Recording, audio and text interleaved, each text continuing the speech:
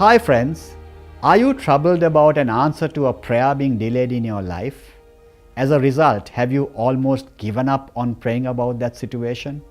Well, no one likes delays. We live in an instant world filled with instant food, instant noodles, online banking, quick promotions, quick turnovers, and rapid solutions.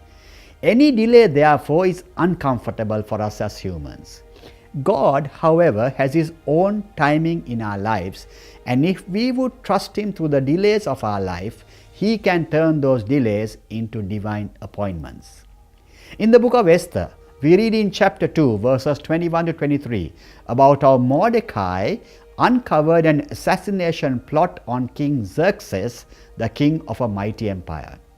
As he revealed the details of the plot to the king through Esther, the conspirators were apprehended and the king's life was saved. But after doing that and saving the life of the king, what was Mordecai's reward?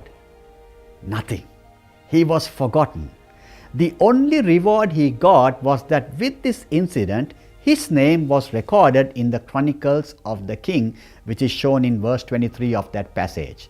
And that action, that small action, would have great significance later, because what happens in our life can be brought to great significance by God.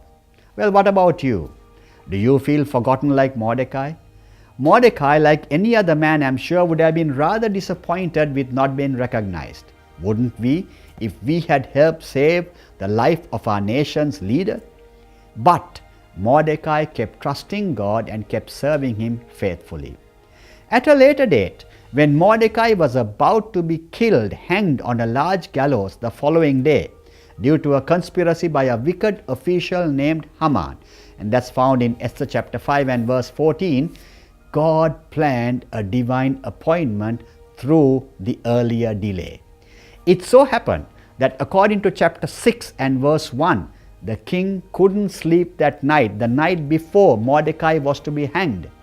Some believe that the king couldn't actually sleep because the construction of the gallows was creating a loud ding in his ears. So since there was no TV for the king to watch maybe a reality show, no radio to listen to his favorite talk show, or no other entertainment available at that time of the night, the best thing the king could do was to read about his exploits, and that's what he did. You can refer up chapter 6 of Esther. The record of his rule was therefore read to him, and as the officials started reading, it was no coincidence, because God had planned it, that they actually turned to the story of how Mordecai had saved the king's life. You can read it in verse 2 of that chapter. What an amazing coincidence, but actually it was a divine appointment. And when this was read to him, the king asked what reward Mordecai had received for saving his life.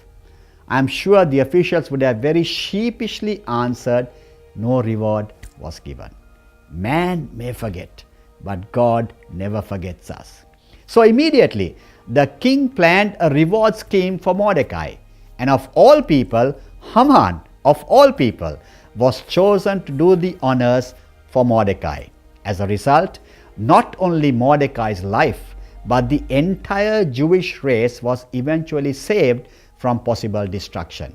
The delay had been turned by God into a divine appointment, and Mordecai ended up being appointed to the second highest position in the empire. That's found in Esther chapter 10 and verse 3.